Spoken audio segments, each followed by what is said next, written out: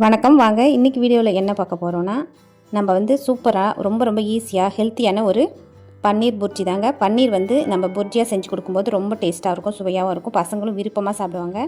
சப்பாத்தி, நான், அதே மாதிரி பரோட்டா எல்லாத்துக்குமே நம்ம செஞ்சு சாப்பிட்லாம். பசங்களுக்கு வந்து இந்த மாதிரி சப்பாத்தி கூட அப்படியே ரோல் பண்ணி நம்ம கொடுத்துட்டோன்னா ஸ்கூலுக்கு எடுத்துகிட்டு போயிட்டு மிச்சமே வைக்காமல் நல்லா சாப்பிட்டுட்டு வந்துடுவாங்க பசங்க. நம்ம வீட்டிலே பன்னீர் செஞ்சு வச்சுக்கிட்டோன்னா அப்பப்போ இந்த மாதிரி பன்னீர் புர்ஜி, கிரேவி எது வேணாலும் செஞ்சு கொடுக்கலாம். இது வந்து பன்னீர் புர்ஜி எப்படி செய்யலான்னு பார்க்கலாம்.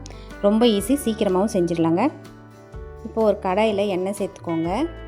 நான் இதுக்கு தாளிக்கிறதுக்கு எதுவுமே பட்டை கிராம்பெலாம் சேர்க்கல. எண்ணெய் காஞ்சதுக்கப்புறமா வெங்காயம் வந்து பெரிய வெங்காயத்தை சின்னதாக கட் பண்ணி சேர்த்துருக்கேன். சேர்த்துட்டு நல்லா வதக்குங்க. கூடவே ஒரே ஒரு பச்சை மிளகாயும் சேர்த்துருக்கேன்.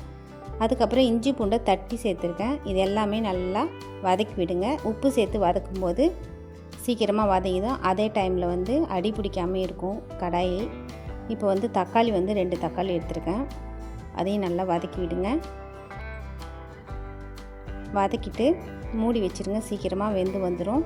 நான் வந்து வீட்டில் தயார் பண்ண பன்னீர், இதை வந்து மிக்சர் ஜாரில் மாற்றி பல்ஸ் மோடில் ஒரு சுற்றி எடுத்துக்கிட்டேன். இந்த மாதிரி பொலன்னு வரும். இப்போ திரும்பவும் நல்லா வதக்கிக்கோங்க. நல்லா வதக்கிட்டு இது காரத்துக்கு வந்து மஞ்சத்தூள், மிளகாய்த்தூள், கலருக்காக காஷ்மீரி சில்லி, அப்புறம் தனியாத்தூள், இது எல்லாமே சேர்த்துருக்கேன். காரத்துக்கு தகுந்த மாதிரி நீங்கள் சேர்த்துக்கோங்க. சேர்த்து நல்லா வதக்கி விட்டுக்கோங்க.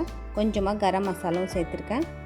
இப்போது குடமிளகாய் ஒரு பாதி குடமிளகாய் கட் பண்ணி சேர்த்துருக்கேன். நல்லா வதங்கட்டும், அந்த பச்சை வாசனை போகட்டும். இப்போ எல்லாத்தையும் வதக்கிட்டு இதில் வந்து தண்ணி கொஞ்சமாக சேர்த்து கொதிக்க விடுங்க.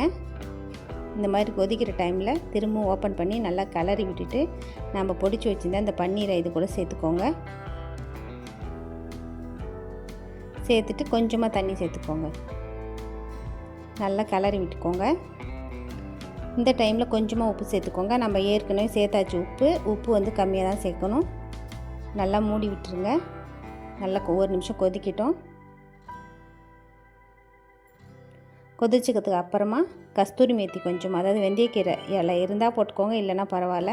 கடைசியாக கொத்தமல்லி தழை தூவி அடுப்பை ஆஃப் பண்ணிடுவேன். சூப்பரான சுவையான பன்னீர் புர்ஜி ரெடி. இந்த வீடியோ பிடிச்சிருந்ததுன்னா லைக் பண்ணுங்கள், ஷேர் பண்ணுங்கள், கமெண்ட் பண்ணுங்கள். நன்றி.